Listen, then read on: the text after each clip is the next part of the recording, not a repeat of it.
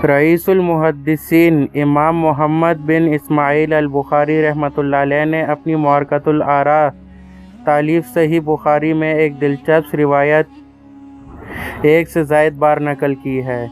وہ یہ کہ حضور اکرم صلی اللہ علیہ وسلم نے فرمایا، بنی اسرائیل میں سے ایک آدمی اپنے دوست کے پاس گیا اور اس سے 1000 دینار قرض مانگا۔ اس نے کہا، ٹھیک ہے، گواہ لے آؤ، دے دیتا ہوں۔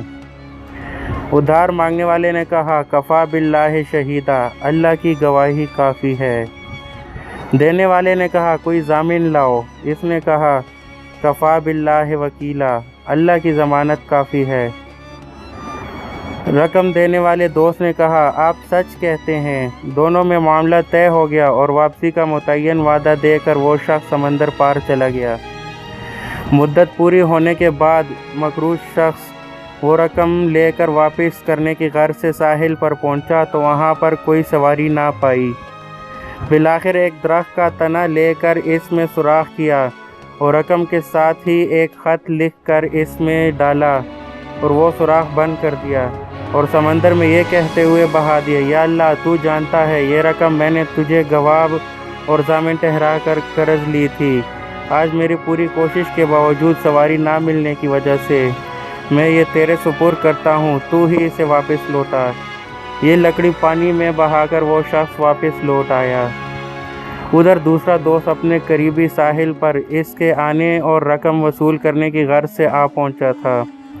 وہ انتظار کے بعد واپس جانے لگا تو درخت کا ایک تنا تیرتا ہوا دیکھا۔ سوچا، چلو یہی گھر لے جاؤں، جلانے کے کام تو آئے گا۔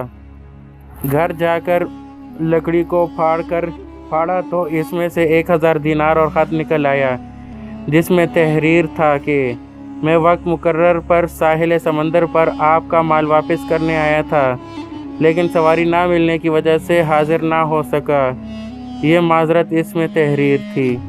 پھر اگلے روز 1000 دینار مزید لے کر اپنے دوست کے گھر جا پہنچا کہ یہ لو رقم، کل یہ مجبوری ہوئی تھی۔ اس نے پوچھا، کیا پہلے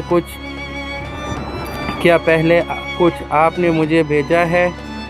اس نے ساری بات بتا دی۔ تو صاحب مال نے کہا، اللہ تعالیٰ نے آپ کی امانت بسلامت مجھ تک پہنچا دی تھی۔ یہ دوسری رقم آپ لے جائیں اور اللہ آپ کا حامی و ناصر ہو۔ اس حدیث میں الحب فی اللہ کا نظارہ جھلک رہا ہے۔ جب دو مسلمان اللہ کی رضا کے لیے آپس میں جڑتے ہیں تو اللہ ان کے کام سنوارتا ہے۔